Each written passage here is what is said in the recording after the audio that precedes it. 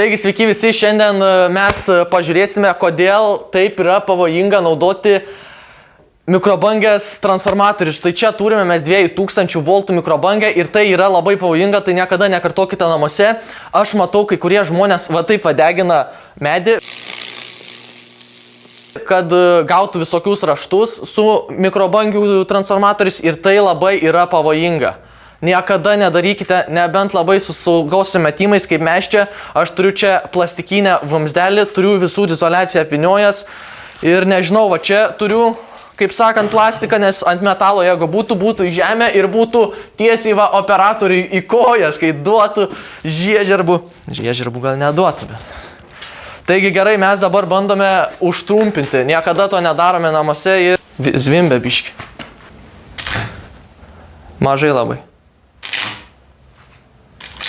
Va čia yra tokia kaip ir plazma. Va matote, plazma štai čia yra. Ir jinai labai yra pavojinga. Va, tęsiasi, matote? Labai pavojinga. Tai va, niekada to nekartokite namuose, aš dar šiek tiek pratestuosiu, buvau pirmą kartą ir galvojau, šviesos prigės, kad jums labai daug elektros, bet iš tikrųjų neima, tai gal kartokit, nekartokite. Gerai, dabar biški pratesim, toliau padarom ir pabaigiam šį video. Va taip, va plazma.